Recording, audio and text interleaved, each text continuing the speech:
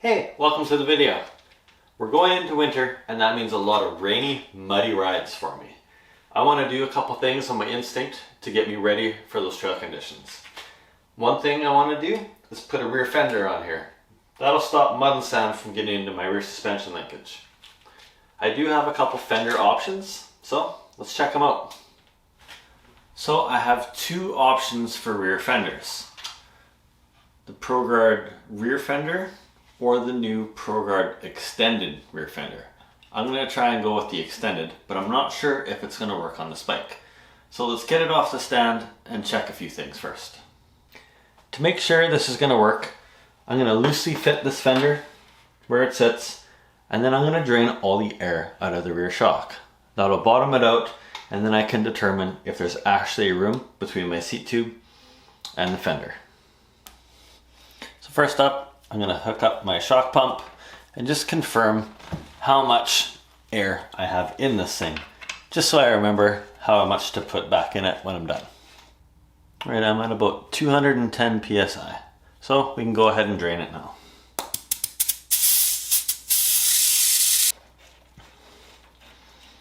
Okay, so that's actually a fair amount of room.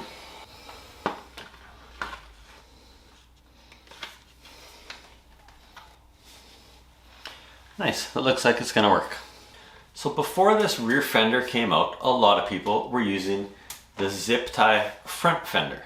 It does work really good, but there's some modifications that have to be made. I do have a video on this and I will leave the link to that in the end screen.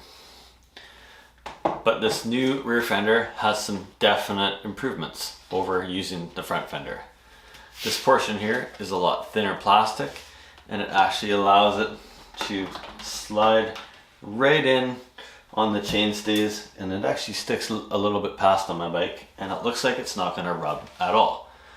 With the front fender you had to kind of jam it in there and it would rub the tire, so I ended up like trimming it off right before the bottom of my chainstay and it worked really well, but this one just fits that much better.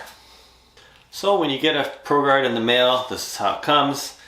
It has a pouch that's taped on the inside, and inside this pouch you will find the instructions, all the zip ties you need to get this thing installed.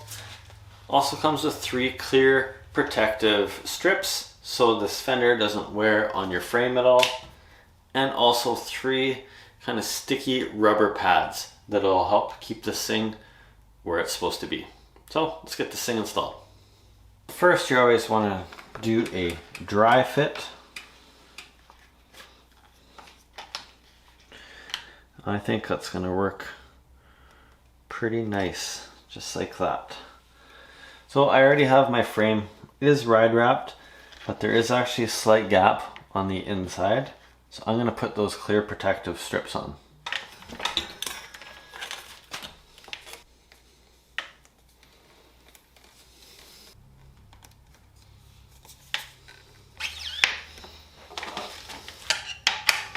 A lot of bikes you're going to deal with have a cross brace that you can zap strap that on. So there is some kind of pre-molded holes that you can punch out easily.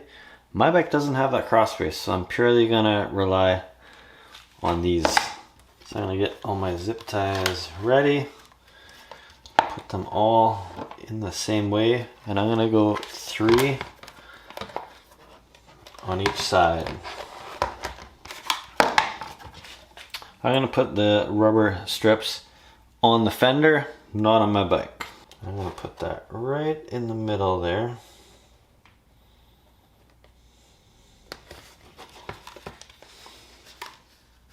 And we'll do the same on the other side.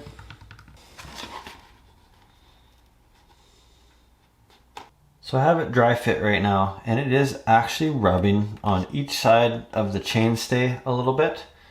I don't want to scratch my frame up, and that's also a horrible place to try and get protection on, so I'm just actually going to trim the fender down a little bit.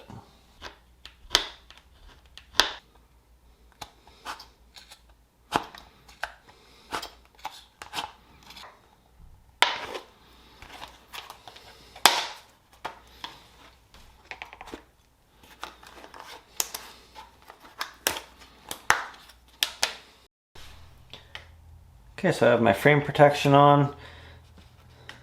Done a couple dry fits. It looks like it's gonna fit. So now I just gotta peel off that. This is just rubber, it's not adhesive. It only has one adhesive side, so I did that on the fender.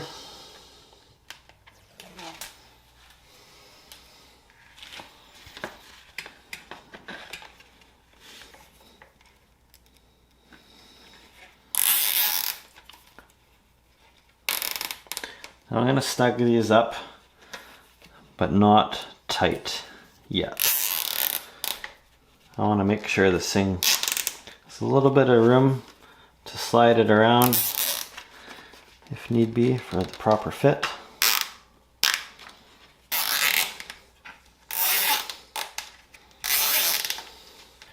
Now before I really tighten this down, I'm going to look at it from above, make sure it's nice and straight and square. Give the wheel a spin, make sure nothing is rubbing, and that looks pretty good. One thing I have found with your zip ties, put the nubs on the top side right here. You don't want them on the underside because there is a chance that when you're pedaling, your heel could come up and hit that zip tie, and that could cause some pain. So it's best if you have them on the top, tucked out of harm's way. So you could use a really sharp knife just to cut them flush, or a flush cutter, or another decent option is some pliers. Get right down and just twist them off, and that leaves a nice smooth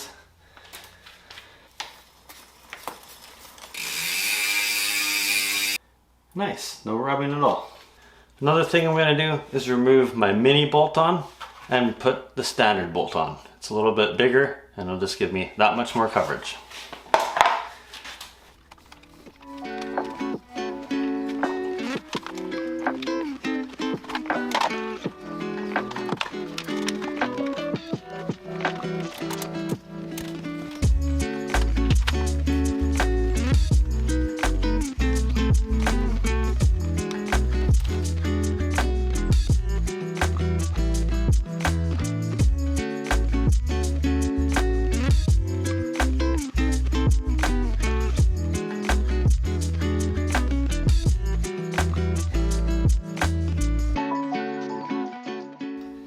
Well, my bike's all ready for the rain now. I got the bigger front fender on and the new extended ProGuard rear. Pretty awesome, easy install. I'll leave a link for the North American distribution in the description. If you made it this far in the video, please give it a like. And as always, it is completely free to subscribe, so please consider doing that as well. Thank you for watching the video, and we'll see you soon.